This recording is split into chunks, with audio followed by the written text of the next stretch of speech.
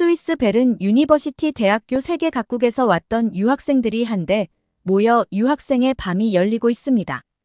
세계 각국에서 온 학생들이 학교 생활과 더불어 자신의 나라에 대해 소개하는 시간을 갖고 있는데요. 그곳에서 프랑스에서 유학원 한 학생이 한국의 김치를 가리키며 음식을 썩혀 만드는 고약한 음식이라며 비난하고 있었고, 각국에서 온 학생들은 그 말에 수긍하며 고개를 끄덕이고 있습니다. 그러나 그때 유일한 한국인이었던 한 여학생은 자신의 노트북을 켰고 단 한순간에 세계 각지에서 왔던 학생들의 입을 다물게 했을 뿐만 아니라 강당을 휘어잡아 버렸는데요. 대체 이 유학생의 밤 강당에서 무슨 일이 있던 것일까요? 안녕하세요. 저는 스위스 베른 유니버시티 대학교에서 정치 외교학을 공부하고 있는 에밀리아 비셔라고 합니다. 유학생들이 많은 대학에서 공부를 하다 보면 세상에는 참 다양한 나라와 인종 문화가 존재한다는 것을 느끼게 돼요. 각자의 나라의 문화를 가지고 스위스를 찾는 유학생들을 보다 보면 배워야 할 점도 찾을 수 있지만 이건 절대 해서는 안 되겠다 하는 것들도 찾게 됩니다. 정치 외교학을 공부하는 사람으로서 다양한 나라의 문화와 정서를 이해하는 것은 꼭 필요한 부분이기 때문에 저는 유학생들과 좋은 관계를 유지하고자 노력하고 있어요. 하지만 딱 한 가지 아쉬웠던 건 아시아계 유학생이 제 주변에 없었다는 것이었습니다. 그러던 중에 너무나 반갑게도 한국이라는 나라에서 온 유학생을 만나게 되었습니다. 유학생들과 유대감을 쌓는 것을 좋아하던 저는 이 한국인 유학생이 저희 베르 유니버시티 대학교 생활에 잘 적응할 수 있도록 도우미에 지원했어요. 친구와도 가까워지고 또 이렇게 하면 소정의 장학금을 받기도 했거든요. 처음 보는 한국인과 친해지고 장학금도 받고 일타입이었습니다.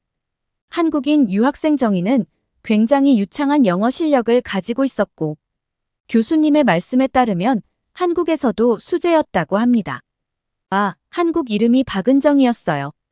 그런데 이런 일을 별것 아닌 것으로 치부하며 무시하는 친구들이 있었는데요. 바로 저희 대학에서 공부하던 프랑스 학생들이었죠. 이 친구들은 첫날부터 이에게 시비를 걸었습니다. 이와 함께 학교에서 밥을 먹고 있는데 그 친구들은 정말 깜짝 놀랐다는 표정으로 달려와서는 이에게 인종차별적인 발언들을 쏟아냈는데요. 너네 나라 애들은 김치 없이는 밥도 못 먹는다는데 괜찮아? 혹시 냄새 때문에 민폐 끼칠까봐 못 가져온 거야? 하긴 김치를 썩혀서 만든 음식이라던데 냄새가 안 나는 게 이상하지라고 말하며 헐뜯었죠. 저는 사실 이들이 이야기하는 김치라는 음식에 대해서는 잘 몰랐지만 이 친구들이 유치한 인종차별을 하고 있다는 건 알았습니다. 그래서 저는 그 프랑스 친구들에게 인종차별을 그만두라고 말했어요. 이런 소리를 들으면서도 이는 뭐가 그렇게 차분한지 내색하지 않고 자신의 식사를 이어가더군요. 프랑스에서 온 사브렐라는 자신이 눈을 찍고 조롱한 것도 아닌데 어떻게 인종차별이냐며 스위스에는 표현의 자유도 없냐고 하더라고요. 저는가 유학 첫날을 망친 것 같아서 괜히 미안한 마음이 들었습니다. 하지만 이는 눈 하나 깜짝하지 않더라고요. 처음 해외에 나와서 이런 인종차별을 당하면 당황할 법도 한데 그러지 않는 걸 보면서 제가 놀라기도 했었죠. 제가 위로하려고 이를 바라보면 이는 그저 미소로 저에게 답할 뿐이었습니다. 어느 날이었어요. 하루는 유학생의 밤이라고 해서 각국에서 왔던 유학생들이 모여 학교 생활에서 불편했던 점을 이야기하고 각자의 나라에 대해 소개하는 시간을 가졌어요. 당연히 프랑스 유학생 사브렐라와 한국인도 함께했죠.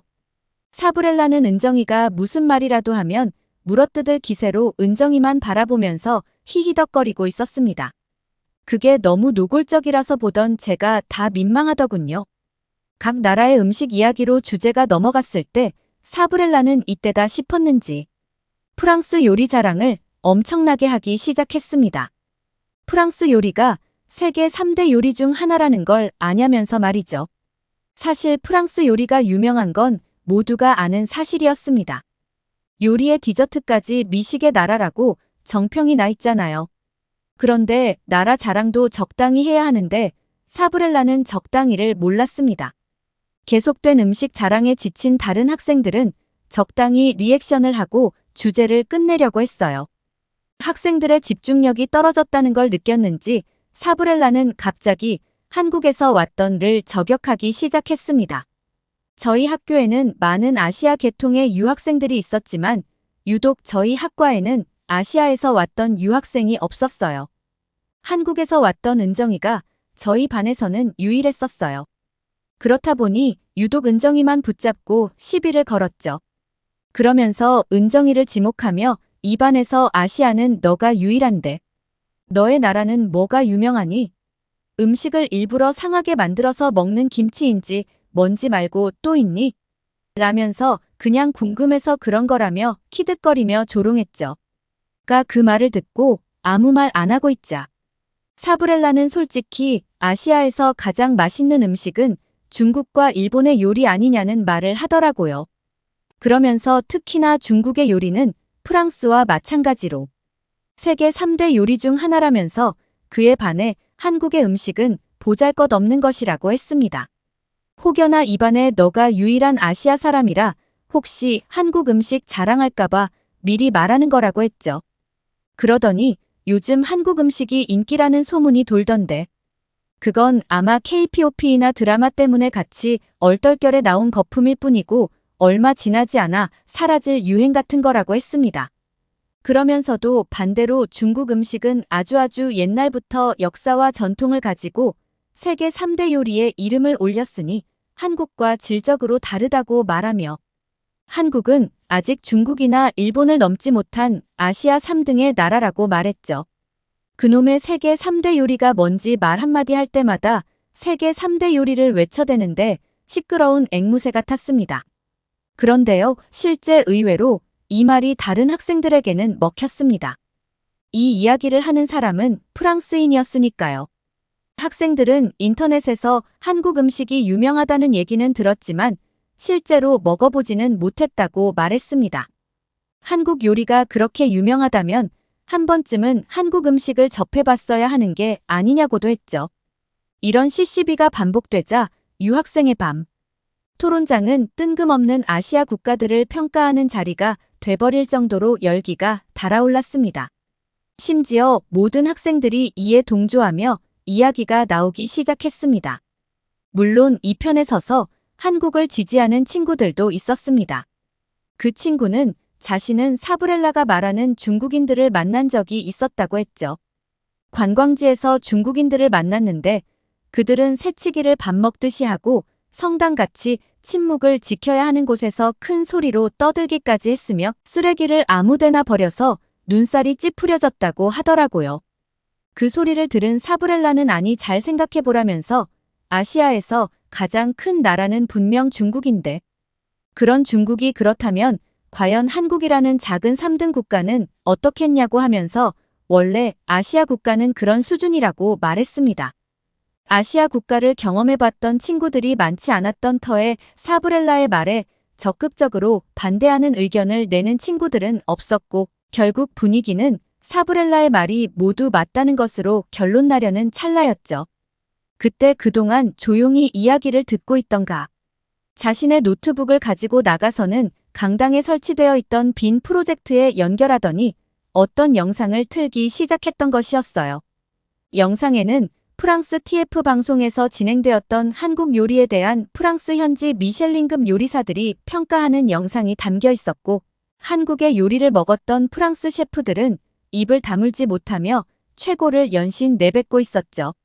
그동안 입으로만 떠들던 사브렐라와 다르게 한국에서 왔던 이는 조용히 그들의 말을 듣다가 눈과 귀로 모든 걸 보여주며 단 한순간에 유학생의 밤이 열렸던 강당을 휘어 잡아버렸습니다. 그날 이후로 사브렐라가 보여줬던 은정이에 대한 인종차별은 더욱 극대화된 것 같았어요. 아무래도 토론장에서 은정이에게 한 방 제대로 먹었으니 약이 잔뜩 오른 모양이었죠. 시간이 조금 더 흐르고 저희 학과에서는 유학생의 밤 2탄이 진행되었는데요. 지난 시간에 각국의 나라에서 온 학생들이 저마다 자신들의 국가를 소개하고 자신을 소개하는 자리였다면 이번에는 여행이었습니다. 숙소에 들어가기 전 마트에서 식재료를 사기로 하고 다 같이 마트로 들어갔었어요. 하지만 이 마트에서 정말 뜻밖의 놀라운 장면을 목격하는 사건이 일어나고야 말게 되었죠. 열심히 먹을 것을 고르고 있는데 어디선가 시끌벅적한 소리가 들렸습니다. 마치 싸우는 것 같은 소리에 저희는 소리의 근원지를 찾아갔어요. 알고 보니 카운터에서 한 할머니와 직원들이 언쟁 중이더라고요. 사실 말이 언쟁이지 할머니가 일방적으로 직원들에게 추궁을 당하는 상황이었습니다. 옆에 있는 사람에게 지금 대체 무슨 상황인가요? 하고 물어봤는데요. 글쎄 할머니가 빵을 사려는데 돈이 모자랐다고 하더군요. 돈이 모자라면 물건을 못 사는 건 당연한 건데 이야기를 가만히 듣다 보니 좀 안타까운 상황이더라고요. 돈이 부족했던 할머니는 직원들에게 손주에게 줄 빵을 사고 싶었을 뿐이라고 하소연하고 있던 것이었죠. 할머니의 행색을 보니 사정이 좋아 보이지 않더라고요. 할머니는 자신이 가지고 있던 꾸깃꾸깃한 지폐, 일장과 동전들을 내밀고는 돈에 맞춰서 빵을 조금 잘 나갈 수 없냐고 물으시고 계셨습니다. 직원들은 절대 안 된다고 하면서 거절했죠. 마트 직원들은 아니 돈이 없으면 마트를 오지 마셔야지. 왜 굳이 마트에 와서 곤란한 질문을 하느냐며 할머니 때문에 지금 다른 고객분들한테까지 피해가 가고 있다며 몰아세웠습니다. 그 모습을 지켜보던 사브렐라는 직원의 말을 듣고는 맞는 말이네. 지금 사람들 장보다 말고 아무것도 못하고 구경하기 바쁘잖아 그러더니 옆에 있던 다른 친구들과 키득거리며 장난치며 다시 장을 보러 가더군요. 이들의 언성은 점점 높아져 갔고 분위기는 점점 과열되고 있었습니다. 직원들은 할머니가 빵을 품에 안고 주려고 하지 않자 강제로 뺏는 위협적인 행동을 하려고 했어요. 그런데 그때였습니다. 누군가가 싸움의 한가운데로 걸어 들어갔고 그건 바로 한국에서 왔던 정이었어요. 저는 너무 깜짝 놀랐죠. 저는 큰 사단이 날까봐 뛰어들어가 이를 붙잡고 너가 저기 끼어들어서 뭘 할 수 있겠냐면서 이를 데리고 나오려고 했습니다. 가장 목소리가 크던 직원 중 한 명의 덩치가 아주 컸거든요.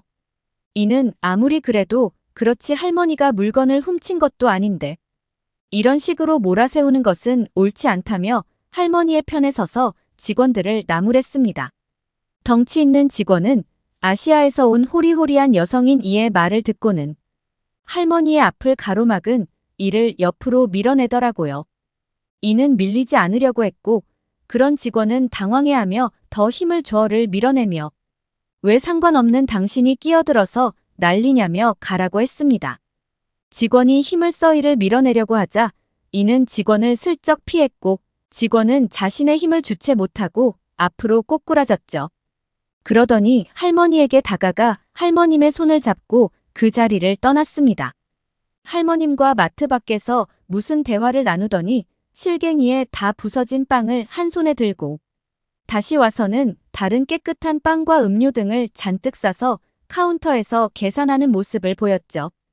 그 모습을 지켜보던 저는가 이렇게 과감하고 터프한 아이였는지 정말 몰랐습니다. 늘 학교에서도 조용하고 자신의 할 일만 묵묵히 하던 친구여서 그저 조용한 새침대기 여자아이인 줄만 알았었거든요. 다른 친구들도 왜 다른 모습에 모두 놀랐는지 입을 다물지 못하고 있었어요. 이는 깨끗한 빵과 음료 그리고 다른 한 손에 부서진 빵 봉지를 들고 다시 할머님에게 다가갔습니다. 그러면서 이렇게 말했죠. 할머님 괜찮으세요? 이거 받으세요. 그리고 이 빵하고 음료 가지고 가셔서 손주랑 맛있게 나눠 드세요 라면서 할머니를 추스려 주었습니다. 그리고는 부서진 건 제가 먹을게요 라고 하더군요. 할머님은 이에게 연신 정말 고맙다면서 사실 오늘이 손자의 생일인데 변변찮은 케이크 하나 해줄 돈이 없었다며 이 은혜를 어떻게 갚냐며 눈물을 보이셨습니다. 근데 그 말을 들은 이는 손자 생일이었다는 말을 듣고 살짝 놀라면서 다시 마트에 들어가서 케이크와 과자, 음료수를 바리바리 사들고 나왔습니다. 할머니는 이렇게까지 받을 수는 없다며 거절하려 하셨지만 오히려 가 받아달라고 부탁하는 탓에 거듭 감사 인사를 하시며 집으로 돌아가셨어요. 초면에 이름도 모르는 생판남을 이렇게 도와줄 수 있다는 것에 적잖이 충격을 받은 저는 이때부터 이가 더욱 달라 보이기 시작했습니다. 저도 이처럼 행동해보고 싶다는 생각이 들더라고요. 이건 저뿐만이 아니었어요. 이전에 있던 유학생의 밤에서 한국도 민폐짓을 하던 중국과 다를 거 없을 거라던 학생도 자신의 생각이 틀렸을 수도 있겠다고 말할 정도였죠. 저는 이에게 다가가서 아니 마트 직원이 덩치도 크고 무섭게 생겼던데 무섭지도 않았어. 큰 봉변이라도 당하면 어쩌려고 그렇게 무턱대고 나섰어 라고 물어봤었는데요. 가 갑자기 제 손을 잡더라고요. 가 저의 손을 잡았을 때 저는 정말 온몸에 소름이 돋고 갑자기 밀려오는 부끄러움에 몸둘 바를 몰랐습니다. 왜냐하면 저에게 기댔던 이는 온몸이 사시나무 떨듯 떨고 있었기 때문이었어요. 왜 그래? 괜찮아. 바들바들 떨고 있던 이는 저에게 이런 말을 하더라고요. 정말 너무너무 무서웠다고 말이죠. 그러면서도 할머니 손자가 케이크를 받을 수 있게 돼서 정말 다행이라며 나지막하게 말하더군요. 이는 그때의 상황이 몸이 떨릴 만큼 두려웠지만 그 두려움조차 물리치고 할머니를 위해 기꺼이 나선 것이었어요. 그래서 저 스스로에게 너무너무 부끄러웠습니다. 또한 그런 애 행동에 감동했었어요. 은정이의 이런 모습에 저를 포함한 다수의 많은 학생들이 은정이에 대해 다시 보게 되었죠. 이 일이 있고 난 뒤 은정이는 친구들 사이에서 완벽한 영웅이 되었고 은정이를 좋아하는 남학생들도 우후죽순 늘어났죠. 그 일이 있고 다음 날 저희는 숙소 뒤쪽에 있는 곳으로 트레킹을 떠났습니다. 그러던 중 한 친구가 발을 삐끗하면서 발목을 다쳤어요. 심하게 다쳤는지 그대로 주저앉아 고통을 호소하길래 곧장 응급실로 향했습니다. 그런데 발목을 다친 친구는 병원으로 가는 내내 병원비 걱정뿐이었어요. 스위스의 물가는 정말 살벌한데 병원비는 더 살벌하거든요. 게다가 스위스 국민도 아니고 유학생이었으니 걱정되는 게 당연합니다. 하지만 병원에 가는 동안 친구의 발목은 실시간으로 부어오르고 있었고 아무리 병원비가 아까워도 치료를 미룰 수는 없다고 생각했어요. 발목을 다친 친구는 병원에 가서 엑스레이를 찍고 의사와 5분 동안 상담했습니다. 의사가 더 정밀한 검사와 치료를 받는 게 어떻겠냐 말했지만 너무 놀랍게도 발목을 다친 친구는 얼음찜질과 보호대를 하는 것으로 만족하기로 했습니다. 이 친구는 영국에서 온 친구였는데 집안 사정이 넉넉하지 않았다고 합니다. 이렇게만 했는데도 병원비가 한국 돈으로 210만 원이 나왔으니 뭘 더 할 수 있는 게 없었죠. 아주 다행히도 얼음찜질을 하면서 푹 쉬니 붓기가 가라앉더라고요. 물론 친구는 여행 내내 아무것도 못하고 숙소에 있어야 했지만요. 게다가 여행 이후에도 한 달 동안 제대로 걷지 못해 고생했습니다. 발을 3개 구르기라도 하면 발바닥을 통해 통증이 다리 전체부터 허리까지 타고 올라오는 바람에 걸음걸이도 현저히 느려졌습니다. 시간이 흘러 학기가 끝났고 저희는 여름방학 계획을 세우고 있었어요. 와 함께 국내 여행을 좀 해볼까 했는데 한국에서 머물 예정이라고 하더라고요. 그래서 애게 함께 한국에 가도 되겠냐고 물어보았습니다. 그러자 다른 친구들이 더 와서는 자기들도 데려가라고 하더라고요. 가 학교 학생들 사이에서 엄청난 인기를 가지고 있었기 때문인지 모두가 이와 함께 시간을 보내고 싶어 했기 때문입니다. 이는 흔쾌히 저희들의 부탁을 들어주었습니다. 그렇게 신나게 여행 계획을 짜고 있는데 다리를 다쳐 영국 친구 올리브가 자기도 한국으로 갈 때 같이 가면 안 되냐고 하더군요. 솔직히 저는 올리브와 함께 가고 싶지 않았습니다. 조금 미안한 말이지만 다리 다쳐서 걷는 것도 힘들어하는 사람과 어떻게 여행을 할 수가 있겠어요. 여행을 가면 많이 걸어야 할 테고 액티비티한 것들도 많이 하게 될 텐데 어떻게 함께 다닐 수 있냔 말이죠. 하지만 한국에 가게 된 것도 덕분이었다 보니 의사가 중요하다고 생각했습니다. 고민하는 듯 보였어요. 역시 아무리 이타적이고 사람 돕는 걸 좋아하는 이라도 이건 좀 힘든 고민이었겠죠. 올리브도 이걸 알았는지 절대 폐를 끼치지 않을 거고, 혹시 아파서 힘들다면 가만히 숙소에 있을 테니 자신도 꼭 데려가 달라고 부탁했습니다. 알고 보니 올리브는 한국 가수들에게 관심이 많더라고요. 그러다 보니 한국에 대한 동경심도 커졌을 테고, 그래서 한국에 가고 싶어 하는 것이었습니다. 잠시 고민하던 은정이는 아주 잠깐이지만 올리브의 다리를 보았습니다. 그래서 당연히 거절할 줄 알았어요. 그런데 은정이는 올리브에게 함께 가자고 말하며 비행기 스케줄을 알려주었습니다. 아니 대체 왜 저는 은정이의 결정을 이해할 수 없었어요. 굳이 저 친구와 다니면서 불편함을 감수할 이유는 없잖아요. 하지만 이가 그 불편함을 감수하고 한국에 가기로 한 이유는 한국에 도착한 지 얼마 되지 않아서 바로 알 수 있었습니다. 와 올리브는 자기들끼리 무언가를 계획하는 듯 했습니다. 그리고는 한국에 도착하자마자 자신들은 병원에 간다고 하더라고요. 여행을 와서는 갑자기 웬 병원 저는 비행을 하면서 두 사람의 몸에 문제라도 생긴 줄 알았습니다. 제가 걱정스럽게 물으니 이는 올리브와 함께 정형외과를 간다고 했어요. 이유는 바로 올리브의 다리 때문이었죠. 저를 비롯한 친구들은 깜짝 놀랄 수밖에 없었죠. 아니 스위스에서도 비싸서 못 간 병원을 한국에 와서 간다는 게 말이 되나요? 물론 전 세계에서 물가가 비싸기로 유명한 스위스보다야 한국이 더 낫기는 하겠지만은 아무리 그래도 병원비는 거기서 거기잖아요. 그리고 지금 우리가 눈앞에서 마주하고 있는 한국은 우리 스위스보다 훨씬 더 현대적이었고 선진국과 같은 위용을 뽐내고 있었으니 한국도 굉장히 비쌀 텐데 말이었죠. 스위스에서 돈 없어 병원 치료를 포기했던 올리브가 이번에도 병원에 가지 않을 거라고 생각했습니다. 그런데 올리브는 덤덤했어요. 저는 이가 엄청난 부자라서 올리브의 병원비를 대신 내주기라도 하는 건가 싶었습니다. 저희가 혼란에 빠진 걸 보니는 한국의 병원비는 의료보험이 잘 되어 있는 덕에 저렴하다며 걱정하지 않고 가도 된다고 했어요. 올리브와는 이미 이야기가 됐다면서요. 저희는 그 말을 믿을 수가 없었습니다. 여기까지 와서 흩어지는 건 조금 그래서 친구들 다 같이 이를 따라서 올리브의 치료부터 하고 움직이는 것으로 하고는 같이 이동하기로 했습니다. 실제로 제 눈으로 직접 확인하고 싶었던 것도 있었고요. 이는 자신의 삼촌께서 운영하고 있다는 정형외과로 향했습니다. 올리브는 가자마자 엑스레이를 찍었고 진료실에 들어가서 초음파까지 찍고 나왔습니다. 밖에서 기다리면서 대체 병원비가 얼마나 나오려고 저러나 걱정되었어요. 스위스보다는 싸다고 했지만 초음파까지 찍었으니 한국 돈 300은 넘으리라 생각했습니다.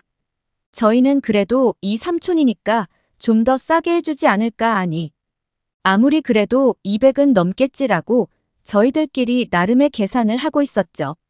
올리브의 다리 상태는 썩 좋지 않았습니다. 나이도 어린이 처음 다쳤을 때 조치를 취했다면 괜찮았을 텐데 병을 키웠다고 하더라고요. 올리브는 물리치료실로 들어갔고 저는 물리치료라는 걸 처음 들어봤어요. 그곳에서 무슨 치료를 하는지 궁금했지만 그건 안 된다기에 저희는 올리브가 치료를 받는 1시간 동안 밖에서 시간을 보냈습니다. 저희는 병원 건물 안에 있는 카페에 갔어요. 신기하게도 카페에서 공부를 하는 사람들이 있더라고요. 카페에서 일을 하는 사람들은 자주 보지만 공부를 하는 사람들은 처음 봤습니다. 웃기게도 이 모습을 보면서 한국의 문화가 우리와 많이 다르다는 걸 새삼 깨달았습니다. 그건 다른 친구도 마찬가지였는지 저희는 여행 온 기분을 만끽하며 여유롭게 커피를 마셨죠. 그런데 그때 공부하던 사람이 갑자기 자리에서 일어났습니다. 커피라도 받아오려나 했는데 그 사람은 갑자기 밖으로 나갔어요.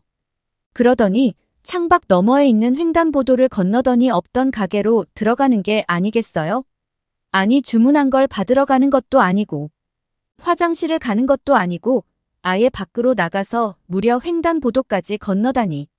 심지어 그 사람의 자리에는 조기 200만 원 후반은 되어 보이는 노트북과 아이패드 그리고 가방까지 있었어요.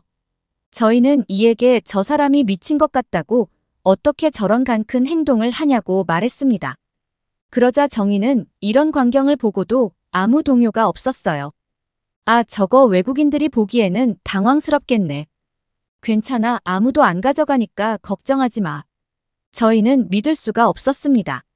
만약 수상한 사람이 나타나서 그 사람의 물건에 손을 댄다면 저희가 대신 가서 그 사람을 잡겠다는 영웅 심리까지 생겼죠.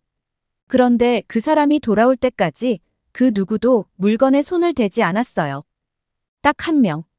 그 사람의 외투에 손을 댄 사람이 있는데 손을 댄 이유도 어이없었습니다. 자기가 앉고 싶은 자리에 그 사람의 외투와 가방이 넘어와 있으니 그걸 살짝 밀어서 자리에 공간을 만든 것이었어요. 15분 정도 시간이 지났고 그 사람은 쇼핑백을 든 채로 카페로 돌아왔습니다. 저희는 입을 떡 벌리고 저희가 지금 본 것에 대해서 애써 이해하려고 했어요. 놀라운 것은 이게 다가 아니었습니다. 한국인들은 가방을 다 열어놓고 다니더라고요. 특히 여성분들 핸드백 지퍼를 열어놓고 다니던데 그러면 가방 안이 훤히 보입니다. 지갑과 핸드폰 등 중요한 물건들이 노출되어 있는데 그걸 그대로 보여주면서 다니는 거예요. 우리 스위스를 비롯한 유럽 국가에서 그런 행동을 했다가는 10걸음도 가지 못해서 모든 소지품이 털리고 말 것입니다. 친구들과 저희는 카페에서 SNS에 이런 한국의 카페 모습을 올렸는데요. 한국에 함께 오지 않았던 친구들은 SNS에 올렸던 소식을 접하고는 다들 놀랐는지 반응들이 폭발적이었죠. 마침 시간이 다 돼서 다시 올리브가 있는 병원으로 향했습니다. 올리브는 치료를 끝내고 발에 보호대를 찬 상태였는데 왠지 얼굴이 번들번들거리더라고요. 물리치료라는 개념이 생소했던 저희는 올리브에게 무엇을 했는지 물었습니다. 올리브는 물리치료사들이 자신을 따뜻한 침대 위로 눕혔고 이불을 덮어주었으며 자신의 다리를 찜질했다고 했습니다. 마사지를 받는 듯한 노곤노곤한 느낌의 잠이 들었는데 깨워보니 치료가 끝나 있었다고 하죠. 솔직히 무슨 효과가 있을까 했는데 발이 훨씬 가벼워진 게 확실하다며 물리치료의 효과를 칭찬했습니다. 그리고 대망의 병원비 수납 시간. 저희는 이렇게 좋은 치료를 받았다면 병원비가 더 올라갔을 거라고 예상했죠. 간호사는 이렇게 말했어요. 엑스레이에 초음파를 하셨고 뭐 물리치료까지 받으셔서 이렇게 모두 하셨으니까 66,000원 나오셨어요. 저희는 66만 원을 잘못 들었나 했습니다. 그런데 영수증에 찍힌 금액은 66,000원이 맞았어요. 이게 끝이 아니었습니다. 여행하는 동안 매일 치료받으시면 많이 괜찮으실 거예요. 물리치료 받으시면 15,000원 정도 나오니까 참고하시면 되고요라는 거였죠. 아니, 이게 말이나 되는 상황인가요? 어떻게 이런 금액이 나올 수가 있죠? 한국 의사들은 전부 땅 파서 진료한답니까? 병원비 운영하는 데 드는 돈이 어마어마할 텐데. 이게 말이 되는 건가요? 저희는 은정이의 말이 사실이라는 것을 깨닫고는 충격에서 헤어나오지 못했어요. 게다가 병원에서 처방해준 약을 받는 게 8,000원 되더라고요. 이게 대체 무슨 상황인지 저희는 숙소에 돌아가는 내내 한국의 병원비에 대한 얘기만 했습니다.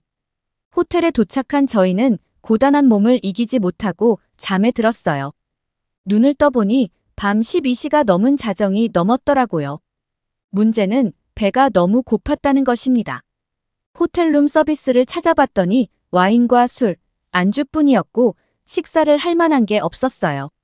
그런데 밖에 나갈 수 있는 상황은 더더욱 아니었습니다. 밤 12시가 넘은 시간이었으니까요. 그런데 갑자기가 옷을 입으라고 하더군요. 그래서 저와 친구들은 지금 옷을 왜 입고 있는 거냐면서 애게 물었더니 밖에 나가자는 이야기를 했습니다. 저희는 지금 무슨 소리를 하는 거냐고 말이 되는 소리를 하라면서 말했습니다.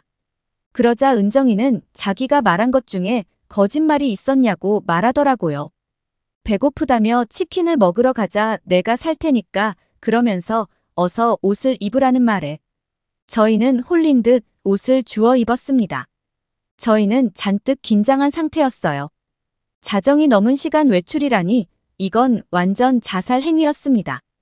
그런데 고작 5분 걸었던 저희는 눈앞에 펼쳐진 광경에 입을 다물 수 없었어요. 그곳에서 긴장한 채 몸을 웅크린 사람은 저희뿐이었습니다. 가게에는 아직도 불이 켜져 있었고 사람들은 거리에 나와서 편안하게 대화를 하고 있었어요. 저희는 그런 모습들을 신기해하며 치킨집으로 들어갔습니다. 은정이가 주문해준 대로 나왔던 치킨을 한 입 먹었는데 이건 말도 안 되는 맛이었습니다.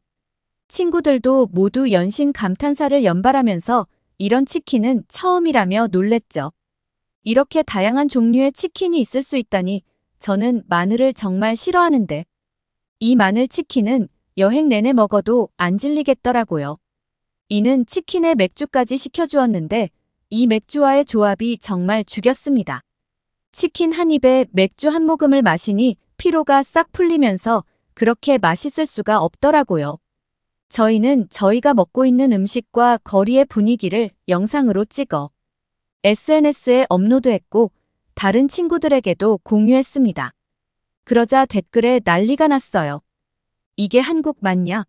지금 당장 한국으로 가는 비행기 표를 끊을 테니. 그런 줄 알라는 재미있는 댓글들도 넘쳐났습니다. 배가 터지도록 식사를 하고 나온 저희는 당연히 숙소로 돌아갈 줄 알았습니다. 그런데 는 이대로 들어가서 자면 살찔 걸 이라면서 산책하며 좀 걷고 들어가자며 자신을 따라오라고 했어요. 물론 저희는 이에 대한 신뢰가 있었지만 타국에서의 새벽 산책은 좀 아니지 않나 싶었습니다. 치킨을 먹은 데야 번화가니까 그렇다 쳐도 산책을 하려면 한적한 곳에 가야 하잖아요. 아무리 치안이 좋은 한국이라 하더라도 이건 좀 아니라고 생각했습니다. 이건 저뿐만이 아니라 다른 친구들의 생각도 마찬가지였죠. 유럽에서 새벽 산책 그것도 여성들이 모여서 아주 먼 사단이 나도 제대로 날 테니까요. 그런데 얼마 안 있어서 저희 모두는 한국의 새벽, 밤을 즐기는 사람들의 모습을 보면서 이럴 수가 없다면서 정말 크게 놀랐었는데요. 이와 함께 간 한강에는 저희 외에도 산책을 하는 사람이 수십 명은 있었어요. 심지어는 돗자리를 깔고 누워있는 사람도 있더라고요. 그 사이를 거쳐 지나가는데 심지어 어떤 분은 돗자리 위에서 깊은 잠에 드셨는지 코까지 드르렁거리며 아주 집 안방에서 자는 것처럼 잠을 주무시고 계셨죠? 대체 이게 무슨 광경이지 싶었습니다. 시계를 보니 분명 새벽 2시가 다 되어가던 시간이었는데 말이죠. 다른 나라였다면 자정이 넘은 시간에 산책을 나오지 않았을 뿐더러 잔디밭에 누워있는 사람을 경계부터 했을 거예요. 위험한 노숙자일 수도 있으니까요. 그런데 한강 주변은 위험한 것 하나 없이 안전했습니다. 저희는 생전 처음으로 자정이 넘은 시간에 그것도 밖에서 심지어 타국에서 산책을 하게 되었습니다. 밤늦게 하는 산책은 선선하니 바람도 불고 여유롭고 좋더라고요. 그리고 며칠 뒤 한국에서의 생활이 조금 익숙해졌을 때쯤 사거리에서 길을 건너고 있었습니다. 그런데 리어카를 끌고 가던 한 할아버지가 넘어지시면서 그만 폐지가 쏟아지고 마셨어요. 그때 저희는 정말 놀라운 장면을 목격하게 되었는데요. 이는 고민조차 하지 않고 할아버지에게로 향했는데 저희가 놀란 건 수십 명의 한국인들이 너도 나도 할 것 없이 우르르 할아버지께 뛰어갔었기 때문이었죠. 초등학생으로 보이는 어린아이부터 남성, 여성 연세가 있어 보이던 지긋한 노인분들까지 누가 뭘 할 것도 없이 길에 놔둔 구는 폐지를 줍는데 도움을 주었습니다. 누군가는 할아버지를 일으키며 괜찮으시냐고 묻고 있었고 다들 아는 사람들인 것처럼 폐지를 주워다 리어카에 담고 있더라고요. 그런데 저를 더 놀라게 한 것은 한 고등학교 여학생의 용기 있는 행동이었습니다. 할아버지가 넘어진 곳은 사거리 한가운데였는데 그 학생은 도로에 서서 할아버지 쪽으로 오는 차들을 막아섰었기 때문이었죠. 저 가녀린 몸으로 교복을 입고 저런 용기 있는 행동을 하다니. 저보다 훨씬 어린 학생이었지만 정말 존경스러운 마음이 들었습니다. 과연 나도 저렇게 할 수 있을까라고 생각해보니 그러기 어렵겠다는 결론을 내리게 되었어요. 그 학생의 모습을 보는데 스위스에서 보았던 은정이의 모습이 보였습니다. 불의를 참지 않고 약자를 돕던 그 모습이요. 한국에서는 저에게 수많은 놀라움을 안겨주었지만 저를 가장 놀라게 했던 것은 한국인들의 인성과 시민의식이었네요. 누군가에게 선뜻 도움의 손길을 내미는 게 얼마나 어려운지를 알기 때문에 저는 한국인들을 더더욱 존경하게 되었습니다. 영웅은 먼 곳에 있지 않더라고요. 스위스로 돌아갈 때 올리브는 놀라울 정도로 다리가 좋아졌습니다. 이젠 가볍게 뛰는 것도 괜찮다고 하더라고요. 그제야 알게 된 건데 올리브가 한국에 가고 싶다고 했을 때가 올리브의 다리를 본 건 이 기회에 올리브의 다리를 치료할 수 있을 거라고 생각했기 때문이래요. 올리브가 계속 통증을 호소하는 걸 보면서 마음이 아팠다고 하더라고요. 한국에 가면 치료할 수 있을 텐데 라는 생각을 늘 하고 있었는데 이렇게 도움이 되어서 참 다행이라고 합니다. 주변 사람을 잘 챙기는 은정이를 보면서 많은 것을 느끼고 있어요. 한국에서 왔던 은정이의 존재로 정말 많은 일들을 보고 겪고 느끼게 되었던 것 같아요. 실제로 만난 한국에서의 경험 역시 잊지 못할 기억이 되었습니다. 아이에게 인종차별하던 사브렐라는 어떻게 되었냐고요? 그 친구는 저희가 한국에 있던 기간에 학교의 다른 학과 동양인들을 인종차별했다가 발각돼서 학교에서 징계 처분을 받았습니다. 뭐 제 벌은 남 못 준다고 어차피 그렇게 될 줄 저희는 이미 짐작했습니다. 여하튼가 지금 저의 베풀라는 것이 너무 좋고 행복합니다. 저도 강할 때는 강하고 약할 때는 약한 이런 모습을 배워서 그 따뜻함을 전하는 사람이 되고자 노력해보려고 합니다. 오늘 사연은 여기까지입니다. 시청해주셔서 감사합니다. 여기 중국인으로 보이는 관광객들이 한국의 어느 매장에서 큰 소란을 피우고 있습니다. 중국인들의 행패에 속수무책으로 매장 직원들은 당하고만 있는데요. 이때 중학생으로 보이는 한국의 한 학생이 나타나서는 중국인 단체 관광객들의 입을 닫게 만들어버리는 기질을 보이게 되는데요. 대체 이곳에서는 무슨 일들이 있었던 것일까요? 안녕하세요. 저는 호주 퍼스에서 살고 있는 벨라 화이트라고 합니다. 저는 방송국 작가로 일을 하며 두 아이를 기르고 있어요. 제가 살고 있는 퍼스는 자연이 아름다운 곳입니다. 특히 세로로 긴 모양을 하고 있는데 위로 가면 사막과 비슷한 풍경이 펼쳐져 있고 아래로 가면 휴양지 같은 느낌의 자연을 만날 수 있어요. 호주 멜버른에서 나고 자란 제가 버스에 이사를 온 이유는 자연 딱 하나뿐이었습니다. 남편도 저와 똑같은 성향을 가지고 있는데 그래서 그런지 저희 부부는 신혼 때부터 캠핑을 즐겨 다녔습니다. 아이가 태어난 이후에도 꾸준히 캠핑을 다니고 있답니다. 캠핑을 다녀본 분들이라면 아실 거예요. 매주 캠핑을 가는 게 얼마나 힘든 일인지요 하지만 저희 가족은 정말 매주 캠핑카를 끌고 여행을 떠납니다. 저희 가족이 캠핑에 얼마나 진심인지 조금 이해가 되시죠?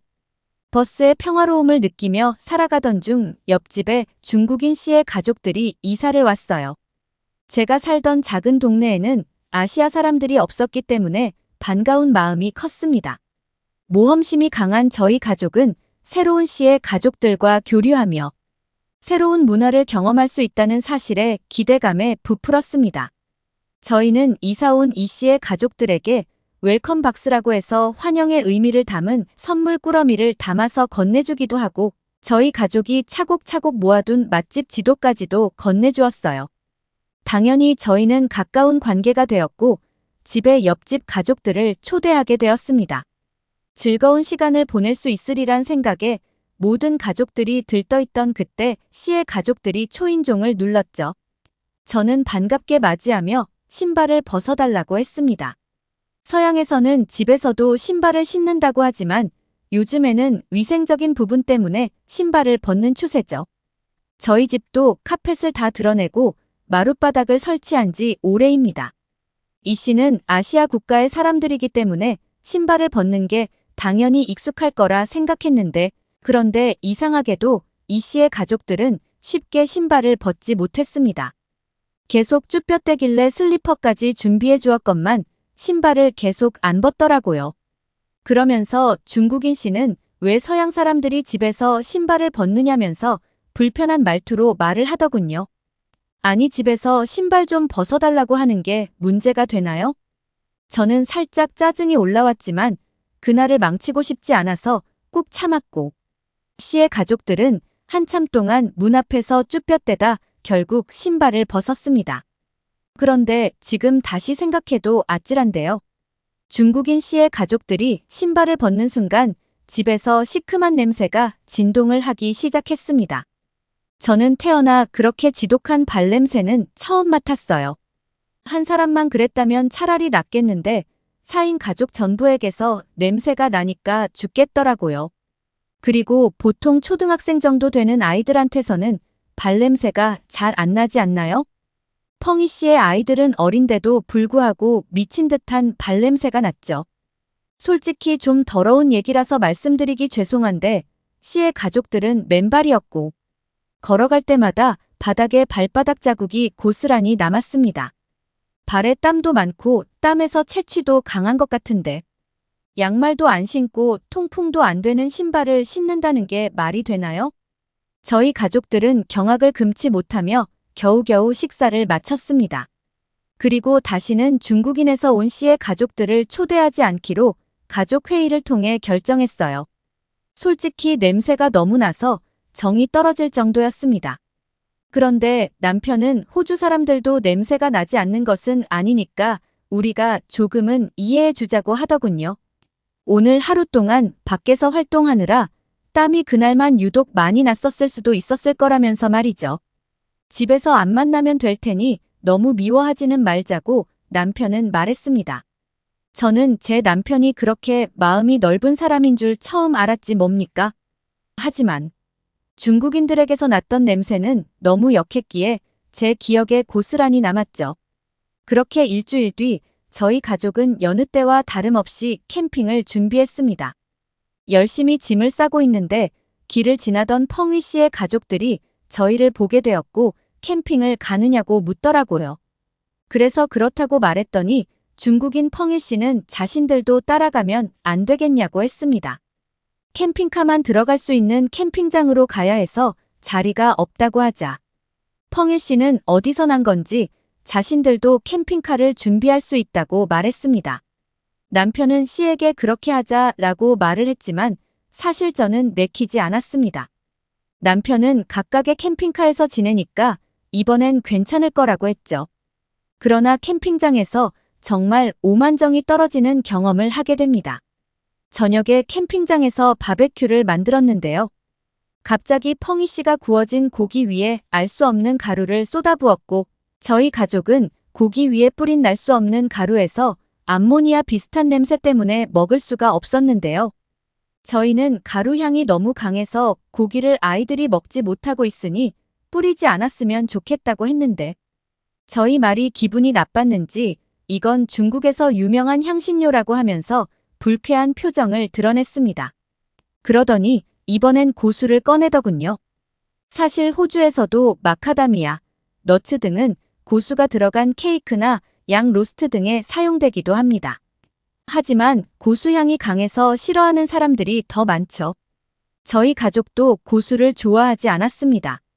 뿐만 아니라 아이들끼리 놀 때도 중국인 아이들이 어찌나 저희 아이들에게 손을 올리는지. 아이들은 중국인 친구들과 놀고 싶지 않다며 캠핑카 안에서 휴대폰만 하며 시간을 보내야 했죠. 그날 이후로 저희 가족은 당연히 중국인 펑위 씨 가족들과 만남을 피했고 교류도 끊었습니다. 호주에 살며 아시아계의 사람들은 처음 사귀게 된 거였는데 썩 좋은 기분은 아니었습니다. 그런데 어느 날 저에게 정말 큰 사건이 터지게 되는 일이 발생하고야 말았는데요. 중국인 가족들과의 만남 이후로 아시아 쪽 사람들에게 좋은 생각이 없던 저에게 회사에서 믿기 힘든 출장령이 떨어졌기 때문이었죠. 제가 다니는 방송국의 교양국 국장님이 저에게 한국에 가서 다큐멘터리를 찍어오라고 하시더라고요. 한국은 중국 옆에 있는 나라잖아요. 중국인들에게 제대로 당해봤던 저는 한국이라고 다를 게 없다고 생각했습니다. 그래서 저는 단박에 국장님의 제안을 거절했습니다. 그런데 국장님이 계속 부탁하시더라고요. 저 외에는 팀을 인솔할 사람이 한 명도 없다면서 말이죠. 그래도 제가 거절하자 국장님은 한국만 다녀오면 제가 하고 싶은 주제로 제작한 프로그램을 특별 편성으로 송출해주겠다는 파격적인 제안을 했습니다. 거절하기가 어려운 제안에 결국 그 제안을 수락할 수밖에 없었습니다.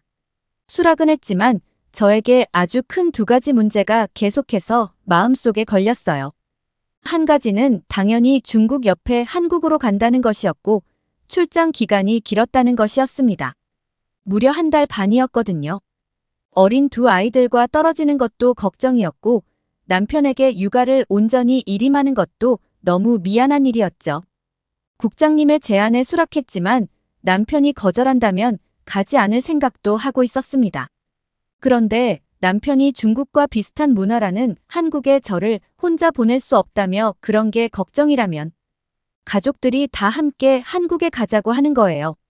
사실 남편은 프리랜서 개발자로 일하고 있어서 일하는 장소가 자유롭습니다. 그 덕에 저희 가족은 다 같이 함께 한국에 갈 수 있게 되었어요.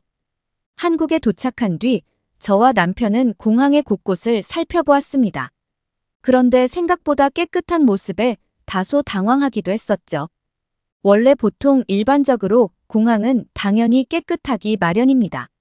세계 각국에서 오는 여행지들에게 처음 보여주는 모습인데 지저분하게 관리할 리가 없잖아요. 그래서 저와 남편은 긴장의 끈을 놓치지 않았습니다. 그런데 그때 큰아이가 화장실이 가고 싶다고 하는 거예요. 낭패라고 생각했습니다. 저희는 화장실만큼은 가고 싶지 않았어요. 호텔이라면 투숙객만 사용하니 깨끗하겠지만 공항 화장실은 공용 공간이었으니까요. 중국인 펑이 씨가 저희 집 화장실을 쓴 뒤 화장실을 일주일 동안 쓰지 못했던 경험이 있었기 때문에 화장실은 정말 가고 싶지 않았습니다. 그런데 어쩌겠나요? 아이에게 참으라고 할 수도 없었으니 말이죠. 저는 아이를 데리고 화장실로 들어갔습니다. 간신히 입으로 숨을 쉬고 있는데 저희 딸이 저에게 코로 숨 쉬어도 된다고 저의 다리를 툭툭 쳤죠. 저는 눈을 질끈 감고 코로 숨을 쉬었는데 이럴 수가 냄새가 안 났습니다. 화장실인데도 불구하고 상쾌한 냄새가 나더라고요.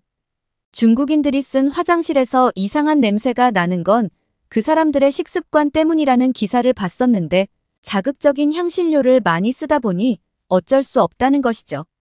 그렇다 보니 한국인들도 비슷한 음식을 먹을 테니 냄새가 날 거라고 생각했는데 한국은 그러지 않았습니다. 계속 냄새 이야기를 제가 하는 이유는 이 냄새가 저에게 엄청난 트라우마가 되었었기 때문이에요. 사실 저는 호주인들이 쓰는 공용 화장실도 못 쓸 정도로 냄새에 예민하거든요. 여하튼 아이의 손을 씻기고 있는데 갑자기 어디선가 칙하는 소리가 나더라고요. 그러면서 갑자기 향긋한 냄새가 퍼졌습니다. 소리의 근원을 찾아보니 벽면에 있는 한 디스펜서였어요. 저게 무엇인지 보고 있는데 다시 한번 칙 소리가 나면서 그곳에서 액체 같은 게 나오더라고요. 그건 자동으로 향기를 내는 자동 디스펜서였습니다.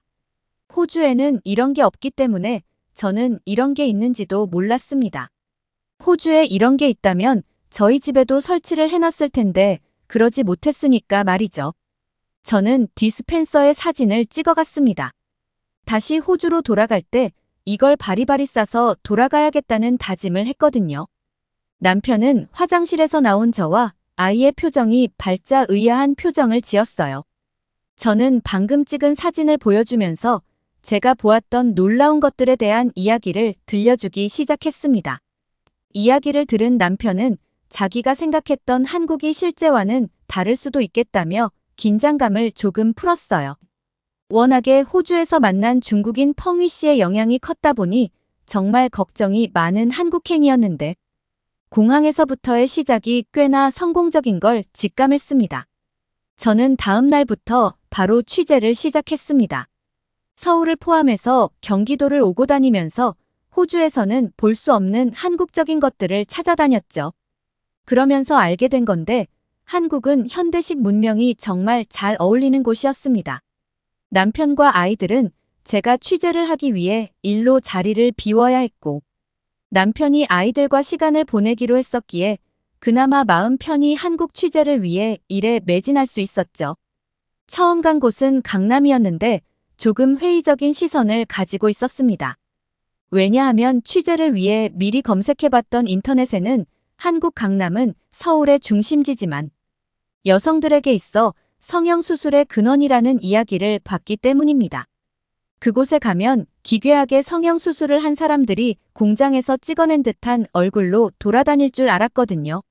하지만 도착해서 마주한 강남은 인터넷에 돌아다니는 그런 모습이 아니었습니다. 제가 상상했던 얼굴들은 온데간데 없고 각자의 개성을 가진 사람들이 돌아다녔습니다. 그리고 보통 직장인들이었어요. 점심시간에 밖으로 나온 직장인들이 335 무리지어 다니는 것은 굉장히 평화로워 보였습니다. 또 강남의 높은 빌딩들은 건축 디자인적으로도 훌륭했고 건물의 외벽은 세련되었으며 거리도 매우 깨끗했습니다. 길게 쓰레기 하나 없고 껌 뱉은 자국도 없더라고요. 게다가 호주에서는 흔히 보이는 새똥도 없었습니다. 그런데 저와 팀원들을 정말 놀라게 했던 건 사실 따로 있었는데요. 이렇게 화려하고 웅장한 강남 도시의 불빛들은 대체 뭘로 밝히고 있냐는 것이었죠. 너무 신기했었는데 왜냐하면 길거리에 전선들이 보이지 않았기 때문입니다. 전기를 보내줄 전선들이 없는데 강남의 도시들은 화려한 불빛들이 도시를 감싸고 있었기에 저희는 이런 모든 내용들을 카메라에 담았습니다. 또 하나 신기하고 놀라웠던 건 바로 버스 정류장에서였습니다. 버스 정류장에서 놀랄 일이 뭐가 있느냐 한국인들은 의아해하실 수 있으시겠지만 저는 개인적으로 이런 나라는 한국밖에 없을 거라고 생각해요. 일단 우리 호주에는 이런 게 없습니다. 그게 뭐냐면 다른 곳으로 넘어가기 위해 버스를 탔는데 버스 정류장에 있는 전광판에 몇 번 버스가 언제 오는지 표시되어 있더라고요. 한국어를 전혀 모르는 외국인인 제가 보자마자 이해할 수 있을 정도였으니 너무나도 편리했습니다. 게다가 버스 노선도 커다랗게 표시가 되어 있었는데 그것만 보고도 제가 어떤 버스를 어느 방향에서 타야 하는지 알 수 있었죠. 제가 살던 호주 버스 정류장에도 노선도가 있기는 하지만 대부분 낡아서 해져 있는 경우가 대부분이거든요. 심지어 한국인들의 모습에 저희는 카메라를 내려놓을 수가 없었는데요. 정류장에 버스가 줄지어 3대가 정차했는데 당연하게도 대혼란스러운 일들이 벌어지지 않을까 생각했지만 전혀 다른 모습을 보여주었기 때문입니다. 버스가 천천히 멈춰서자 한국인들은 자신들이 타야 하는 버스 앞에 섰고 그 뒤로 질서정연하게 줄을 섰는데 사실 이 모습에 저는 줄을 서는 라인이 그려져 있는 줄 알았어요. 그런데 그런 건 전혀 없었죠. 한국인들은 누군가가 하라고 한 적도 없는데 알아서 이런 규칙을 만들고 모두가 약속이라도 한 듯 지키고 있었던 것이었습니다. 저를 놀라게 한 건 이게 다가 아니었습니다. 저희는 광역버스라는 걸 탔는데 버스를 타니까 무슨 비행기에 오른 줄 알았죠. 그렇다 보니 버스 요금도 상당히 비쌀 것이라고 생각했습니다. 그런데 광역버스의 요금은 겨우 2,800원이었어요. 물론 시내버스보다 훨씬 저렴한 금액이었지만 이 정도로 깨끗하고 편안한 좌석의 버스가 2,800원이라는 건 놀랄만한 일이었습니다. 대중교통 요금이 비싼 호주버스에서 살아온 저로서는 믿을 수가 없는 금액이었어요. 광역버스와 시민들의 질서, 정연한 모습 덕분에 저는 마음 편하게 취재를 할 수 있을 거라고 생각했습니다. 그런데 마음을 놓으니 사고가 나더라고요. 함께 간 방송사 팀원들과 함께 움직이는데 갑자기 막내 직원이 화들짝 놀라면서 촬영 장비를 잃어버렸다는 거예요. 평소 어리버리한 모습을 자주 보이던 친구였는데 드디어 일을 쳤다 싶었습니다. 어디서 잃어버린 거냐고 물어보았는데 이렇게 묻는 것도 무의미하다고 생각했어요. 촬영 장비가 한두 푼도 아니고 잃어버린 데를 찾아가더라도 못 찾을 게 분명했거든요. 그래도 0.1%의 희망을 가지고 가방을 두고 온 것 같다는 식당으로 향했습니다. 식당으로 가는 내내 걱정이 이만저만이 아니었습니다. 제 머릿속에서는 이미 카메라가 없을 때 시뮬레이션을 돌리고 있었어요. 저희는 식당에 들어갔습니다. 아니나 다를까 저희가 앉았던 자리에는 아무것도 없었죠. 당연히 누군가가 훔쳐갔다고 생각하고 망연자실한 채 밖으로 나오려던 그때 식당 주인이 빠른 걸음으로 저희에게 다가왔어요. 그러면서 카운터로 들어가더라고요. 카운터에서 나온 식당 직원이 저희에게 건네준 건 다름 아닌 저희가 잃어버렸다고 생각한 촬영 장비였습니다. 누군가가 가져가지 않게 보관해준 거였고 저는 식당 사장님과 직원분들의 호의에 감격했습니다. 하지만 저희 막내 팀원이었던 이 친구의 어리버리함은 여기서 끝낼 생각이 없었던 모양입니다. 얼마 지나지 않아서 자신의 지갑을 분실한 것 같다며 호들갑을 떨었기 때문이었죠. 이게 무슨 뚱딴지 같은 소리인가 싶어서 물으니 아까 촬영하면서 앉아있던 벤치에서는 분명히 있었는데 아무리 찾아도 없다는 거였죠. 이거야말로 잃어버렸을 거라고 생각했습니다. 식당 안이 아니라 밖에서 잃어버린 거니까요. 촬영하는 게 바빴던 저는 막내 스태프에게 그럼 알아서 찾아오라고 스태프를 보냈고 당연히 잃어버렸을 거라 생각하고 촬영에 매진했습니다. 그런데 멀리서 돌아오는 막내 스태프의 표정이 밝더라고요.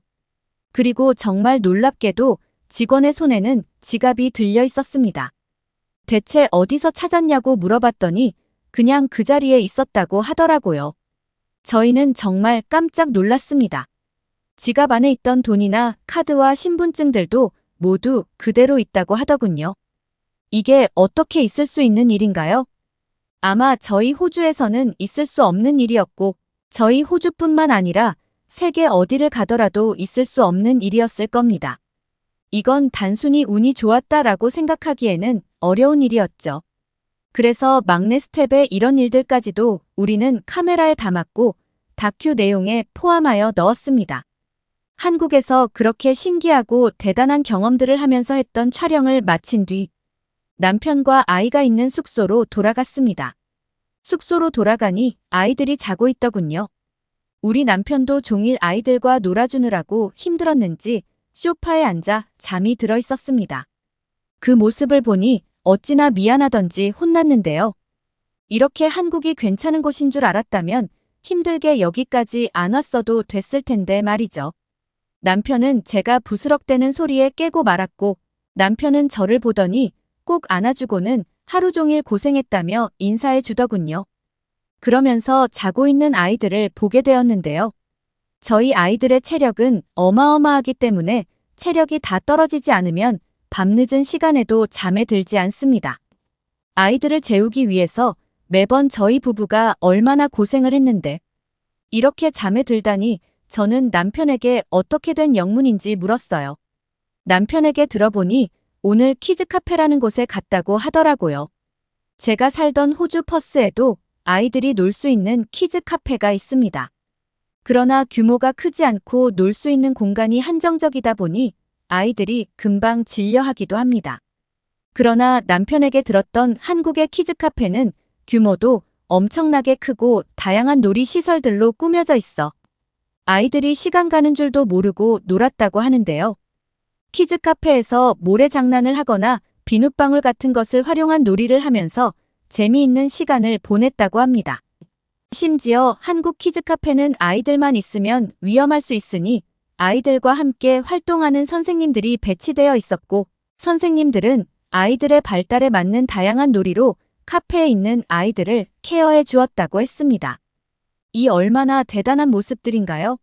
저희 호주에서는 절대 상상조차 할 수 없는 일들입니다. 중국인 가족 평이 씨 때문에 아시아 국가라면 모두가 냄새가 나거나 불편한 일들이 생길 거라고 생각했는데 한국은 전혀 예상 밖이었죠. 이후에도 저는 열심히 촬영 일을 하면서도 남편 아이들과 함께 틈틈이 시간을 보냈는데요. 이런 일도 있었습니다. 한국의 한강을 갔다가 63빌딩을 올라가게 되었고 그곳에서 한국의 야경을 보게 되었습니다. 제가 있던 호주는 그리 큰 도시가 아니에요. 도시적인 분위기이기보다는 잔잔하고 평화로운 분위기이죠. 당연히 63빌딩처럼 높은 빌딩은 없다 보니 야경을 즐길 만한 타워가 없습니다. 그런데 뭐 사실이 있어도 무의미하죠. 야경으로 볼 만한 빌딩들이 없으니까요. 그런데 63빌딩에서 본 한국의 밤은 반짝반짝 화려함 그 자체였습니다. 저희에게 생소한 모습을 보면서 저희 가족은 한국이 얼마나 발전한 나라인지 알게 되었어요. 또한 서울이 전 세계에서 손꼽히는 도시가 된 이유도 알았고요. 그렇게 매일매일 바쁜 일정을 소화하다가 오랜만에 여유가 생겼습니다. 여유가 생기면 당연히 캠핑을 가야죠. 아시다시피 저희 가족들은 캠핑을 무척이나 좋아했던 가족이었으니까요. 타국에서의 캠핑도 매력 있을 거라고 생각했기에 당연히 남편도 저도 누가 뭘 할 것 없이 캠핑을 계획하게 되었습니다. 그런데 그때 저희들의 이야기를 들었던 호텔 직원이 저에게 다가와 한국에는 글램핑이라는 문화가 있으니 이용해보라고 권했죠. 호텔 직원은 글램핑은 캠핑의 한 종류라고 말하며 다 준비되어 있으니 몸만 가면 된다고도 했는데요. 그 이야기에 남편은 인터넷을 검색해보기 시작했고 실제로 한국의 글램핑은 숙소와 화장실, 싱크대, 식기류, 바베큐 그릴까지 모든 게 준비되어 있었습니다. 그냥 저희가 가서 먹고 마실 음식 재료들만 준비하면 그만이었죠. 너무 기분 좋았습니다. 이런 게 가능하다니 대체 한국에서 불편할 수 있는 일들이 있다면 무엇이 있단 말인가요? 외국에서 왔던 저희들 입장에선 너무나 만족이었습니다. 도착한 글램핑장의 모습은 굉장히 이색적이었습니다. 커다란 텐트들이 열에 맞추어 준비되어 있었고 지퍼를 열고 안으로 들어서자 정말 호텔 숙소에라도 온 것과 같은 시설들이 멋지게 꾸며져 있었습니다. 이런 글램핑장에서 저희를 정말 놀라게 했던 것이 하나 있었는데 글램핑장 사장님께서 외국에서 왔던 저희들에게 유창한 영어로 설명하는 모습과 텐트 안에서 따뜻한 온기가 느껴질 수 있는 난방 시스템과 냉방 시스템이 있었기 때문이었죠. 이런 모든 게 다 준비되어 있는 시설이었음에도 숙박 이용료만 내면 모든 게 모두 무료였다는 것도 정말 놀라웠습니다. 그날 밤 글램핑장 사장님은 먼 곳에서 왔다는 게 고마웠는지 한국의 흑돼지라는 삼겹살을 가지고 오셨는데요. 칙하는 소리와 함께 고기가 익기 시작했습니다. 사장님께서 준비해 주신 한국의 흑돼지 삼겹살은 정말 그 맛이 고소했고 풍미가 깊었는데요. 정말 태어나 이렇게 맛있는 바비큐를 처음 먹어본 것 같았죠. 너무나 맛있었습니다. 그런데요. 이날 저에게 신세계였던 음식은 사장님이 구워주신 노란 고구마와 한국의 전통 음식인 김치의 조합이었습니다. 노랗게 익은 고구마 위로 김치를 얹어주셔서 먹게 되었는데 난생 처음 느껴보는 맛에 황홀했습니다. 어둠이 짙게 내린 밤, 아이들도 잠이 들고 남편과 저는 글램핑 텐트 거실에 앉아 커피를 마시며 한국의 밤을 보며 대화를 나누었습니다. 회사에서 다큐멘터리 촬영 때문에 한국에 가라고 했을 때 정말 죽기보다 싫었는데 지금 와서 생각해보면 내가 왜 그런 어리석은 생각을 했을까? 후회도 되면서 만약 한국을 이렇게 오지 못했었다면 내 평생에 한국이라는 나라를 경험하고 알 수 있었을까라는 이야기를 남편에게 건넸죠. 저의 이야기를 들은 남편은 자신도 마찬가지라며 한국은 정말 나이스한 멋진 국가라며 미소 지어 주었습니다. 이제 촬영 일정도 모두 마무리되고 한국을 떠나야 하는 날이 얼마 남지 않았었습니다. 저는 남편에게 한국에 처음 왔을 때 한국 화장실에서 봤던 디스펜서를 사가야 한다고 사러 가자고 했는데요. 인터넷으로 찾아보니 한국에는 다이소라는 매장이 있는데 이곳에 가면 제가 사려고 했던 디스펜서를 살 수 있다는 글을 보게 되었고 저희 가족은 다이소로 향했습니다. 한국의 다이소에는 정말 없는 게 없을 정도로 모든 생활 물품들이 진열되어 있었는데요. 정말 놀랍게도 이곳에서 판매되는 제품들은 퀄리티가 좋은데 가격마저 매우 저렴해서 가격 부담 없이 오기 정말 좋은 곳이구나 했습니다. 그런데 갑자기 다이소 안에 시끌벅적해지게 되는 사건이 생기고 말았었는데요. 바로 중국인 관광객들이 단체로 들어와 소란을 피웠었기 때문이었죠. 그 중국인들은 사지도 않을 물건들을 손으로 집었다 내려놨다 하기도 하고 물건들을 막 흔들기도 하다가 바닥에 떨어뜨리면서 다이소에 진열되어 있던 물품이 파손되는 일이 벌어졌었는데요. 다이소 직원들은 중국말을 할 줄 몰랐기에 번역기를 보여주며 파손시킨 물품에 대한 결제를 요구했고 중국인들은 당시 알아들을 수 없어 정확하지는 않겠지만은 당신들이 파는 한국의 제품들이 이렇게 형편없어서 살짝 떨어져 부서져 버린 걸 왜 우리 탓을 하느냐는 듯한 모양이었습니다. 다이소와는 이 사건으로 난리법석이었고 목소리는 점점 커져만 갔었는데요. 저는 무슨 대화들이 오고 가는 건지 궁금해서 번역기를 켜서 그들의 대화를 휴대폰에 찍히는 문구로 보게 되었는데 이런 말들이 오고 가고 있었죠. 한 중국인은 한국에서 만든 제품들이 그럼 그렇지라면서 이런 걸 돈 받고 팔고 있는 이 가게도 참 문제라면서 우리는 절대 그 파손된 물품에 대한 비용을 지불할 생각이 없으니 경찰을 부르든 마음대로 하라며 말하고 있었습니다. 실제로 다이소 가게에는 경찰들까지 오게 되었고 중국인들은 경찰에 등장해도 목소리를 낮추지 않고 계속해서 난동을 피우고 있었는데요. 그런데 그때였습니다. 한국인으로 보이는 한 중학생 정도로 보이는 남학생이 다이소에서 소란을 피우던 중국인 관광객들의 입을 한 방에 다물게 해버려서 진짜 통쾌했던 기억이 있습니다. 무슨 일이 생겼던 것이냐고요? 그 한국인 중학생은 난동을 피우던 중국인들에게 슬그머니 다가가더니 카운터 계산대에 올려져 있던 부서진 물품을 조용히 보고는 그 부서진 물건을 들고 중국인 관광객의 눈앞에 들이밀더니 이랬던 것이죠. 바로 메이드 인 차이나라고 외쳤던 건데요. 한국 학생의 단호하고 짤막했던 외침은 다이소 안을 순간적으로 조용하게 만들었죠. 중국인 관광객들이 당황하며 주춤하자 경찰들은 관광객들을 밖으로 모두 밀어내며 내보냈고 고요하던 다이소 안은 다이소 직원의 터지는 폭소의 웃음바다가 되었었는데요. 저는 당시 한국인도 아니었지만 한국인 중학생의 기지에 통쾌함을 느낄 수 있었습니다. 같은 아시아 국가지만 이렇게 의식이 다를 수 있는 것이구나 라는 걸 경험할 수 있었던 순간이었습니다.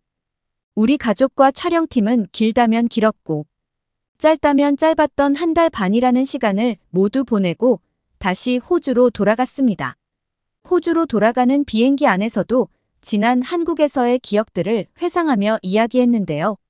최근 저희 호주에서 호주 최초로 세계 최고 무대라는 영국 프리미어리그 B클럽의 사령탑으로 감독이 되었던 지포스코 글로 감독의 이야기가 굉장히 핫했습니다.